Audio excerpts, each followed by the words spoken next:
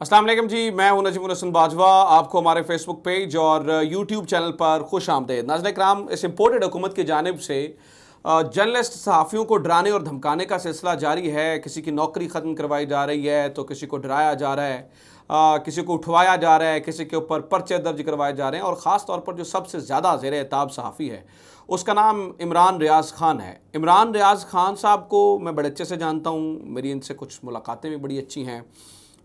इस बंदे को मैंने शुरू से देखा है कि ये एक बड़ा ही मुहब्बे वतन सहाफ़ी है, लेकिन आज जो कुछ हुआ है वो बड़ा ख़तरनाक है और बताया ये जा रहा है कि आज रात मज़ीद कार्रवाइयाँ भी की जाएंगी। इमरान रियाज़ ख़ान के घर पुलिस पहुंची है।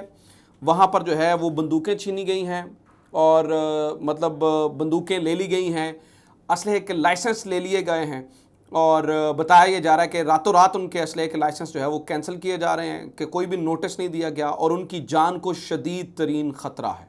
अब ये पूरी गेम क्या है, और ये बताया जा रहा है कि एक तकरीर से, वीडियो से नहीं बल्कि एक तकरीर से ये सारा मामला बिगड़ा है। ये पूरी कहानी क्या है मैं आपके सामने रख देता हूँ। हुआ क्या, सुनिए जनाब वाला। होता यह है कि एंकर इमरान रियाज़ ख़ान, बताया ये जा रहा है, जैसे उर्दू पॉइंट की खबर देखें कि एंकर इमरान खान की जान को शदीद ख़तरा, हुकूमत ने हिफाजती असलहे के तमाम लाइसेंस मनसूख कर दिए हैं।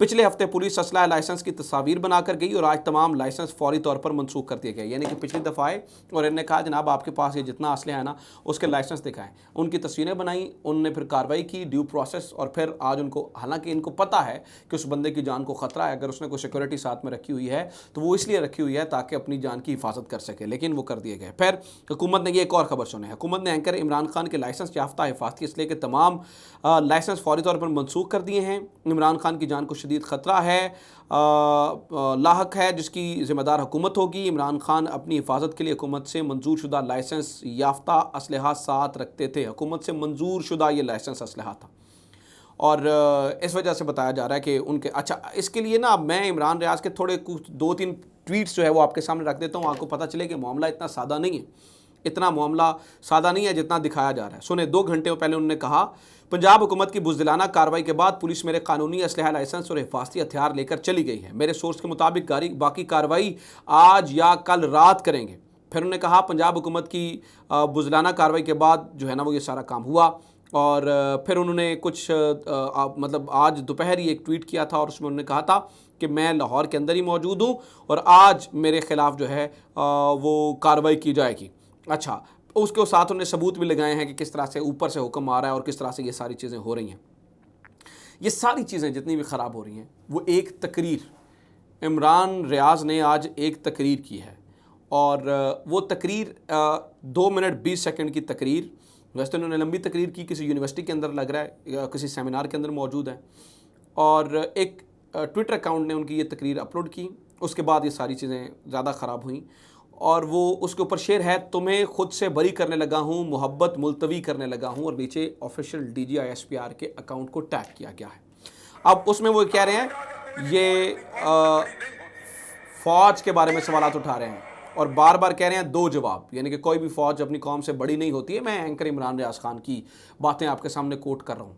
इस तकरीर के बाद बताया जाता है कि मतलब आपको पहली बार कोई अपने मुकाबले का है, पहले इसके बाद और कुछ इस तरह की बातें उन्होंने की जी, पहले आपके मुकाबले में कोई सहाफ़ी आता था, कोई इस तरह से मामला आ जाता था, कोई, उन्होंने कहा जी पहले आपके मुकाबले में कोई सियासतदान आ जाता था, अब आपने इसे 5th जनरेशन वॉर कहा था और ये बड़ी लीथल हो चुके हैं वो लोग जिनके हाथों में आपने इन्फॉर्मेशन दी।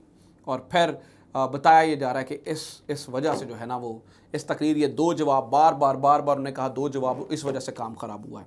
अच्छा, एक चीज़ मैं आपके सामने रखूँ, इन्होंने ट्वीट भी किया एक, और उस ट्वीट का भी बड़ा गहरा असर बताया जाता है। उन्होंने कहा, उन्होंने हमें बुलाकर सबूत दिखाए, हमने इंक्वायरी रिपोर्ट्स पढ़ी, हमें महसूस हुआ कि ये तो वाकई मुल्क का बेड़ा गर्क कर देंगे। जब हमें एहसास हुआ तो इनका एहसास ख़त्म हो गया। हमें एहसास दिलाकर लड़ाई में उतार कर ख़ुद कोई जाकर दूसरी साफ में खड़ा हो जाए तो क्या हम गिला भी ना करें, सवाल भी ना करें। इमरान रियाज़ ख़ान ने ये सारी बातें जो है वो की हैं। अब मसला ये है, ये सब कुछ हो रहा है, ये सारी चीज़ें हो रही हैं, सवाल ये है कि क्या ये तरीक़ाकार गवर्नमेंट का जो वो कर रही है वो ठीक है? क्या ये जो तरीका अपना कर उनके लाइसेंस लिए जा रहे हैं, और इससे पहले भी हमने देखा पुलिस उनके घर पहुंच रही है बार बार और ये सारी चीज़ें की जा रही है, क्या ये तरीक़ाकार दुरुस्त है? कभी उनके घर के बाहर फायरिंग हो जाती है, कभी कुछ इस तरह का सामना, सारी चीज़ें हो जाती हैं। तो क्या ये तरीक़ाकार ठीक है? और जब आप लाइसेंस ले लेंगे और खुदा न खास्ता अल्लाह कभी ना करे कि कोई कुछ तरह की कार्रवाई होती, तो आपको नहीं लगता कि ज़िम्मेदारी जो है वो आपके ऊपर आएगी? तो ये तमाम वो हथकंडे इस्तेमाल किए जा रहे हैं जिससे आवाज़ बंद करवाई जा सके। मेरा सबसे बड़ा सवाल इस वक्त उन तमाम लोगों से है जो इस वक्त मीडिया के लंबरदार बने फिरते हैं, जो फ्रीडम ऑफ स्पीच के लंबरदार बने फिरते हैं। पता नहीं वो मोमबत्ती माफिया क्यों नहीं बाहर आता, पता नहीं वो आंटीज़ खामोश क्यों हो गई हैं, पता नहीं वो लोग चुप क्यों कर गए हैं, पता नहीं वो तंजीमें कहाँ मर गई हैं, पता नहीं वो सहाफ़ती इक़्तिदार वाली जो चीज़ें हमें सुनाया करते थे, वो जो रैलीज़ निकला करती थी, वो जो प्रेस क्लब्स के बाहर एहतजाज हुआ करते थे, वो जो है ना वो कपड़े फड़ा करते थे अपने, वो जो हाथ में जंजीरें लेके मुंह पे ताले लगा के निकला करते थे, आज सहाफ़ियों के इस्तेहसाल पर वो पता नहीं क्यों खामोश हैं, या वो हमें या इमरान रियाज़ को या उन तमाम लोगों को सहाफ़ी समझते ही नहीं हैं और उन्होंने कैटेगराइज़ किया हुआ है कि उनके मुफाद की बात करने वाला सहाफ़ी है। जब किसी सहाफ़ी को आपके सामने इस तरह से जो है वो किया जा रहा हो, तो मैं हैरान हूँ कि ये सुम्मुन बुकमुन उम्युन बनी हुई तंजीमें किस तरह से जो है ना वो बाद में आके हमें ह्यूमन राइट्स और फ्रीडम ऑफ स्पीच का प्रचार करेंगी, और फिर भी हम भी जो है वो इसी तरह से अंधे गूंगे और बहरे बन के जो है वो सुनते रहेंगे। ये तंजीमें, आज एक बात समझ आई कि इनके पीछे ये NGOs और ये सारे लोग जो हैं, ये जो सारी कार्रवाइयाँ करते थे, इनके पीछे फिर कुछ मकसद हुआ करते थे। क्योंकि जो आपके सामने केस आ रहा है, जो हमारे सामने जो रोज़, मतलब मैं एक नाम नहीं, मैं बेशुमार नाम ले सकता हूँ, मेरे सामने वो पूरी लिस्ट मौजूद है, और इंक्लूडिंग माई सेल्फ के कुछ चीज़ें ऐसा तो नहीं है कि बर्दाश्त करनी आसान है या कुछ चीज़ें नहीं हो रही हैं, वो सब कुछ हो रहा है, लेकिन तंजीमें पता नहीं चुप क्यों हैं, खामोश क्यों हैं। तो ये सारी कहानी है। उम्मीद करता हूँ ये वीडियो आपको पसंद भी आई होगी और आप शेयर भी करेंगे ताकि ज़्यादा से ज़्यादा लोगों को हकीकत का पता चल सके। अपना ख्याल रखें। खुदा हाफ़िज़। पाकिस्तान ज़िंदाबाद।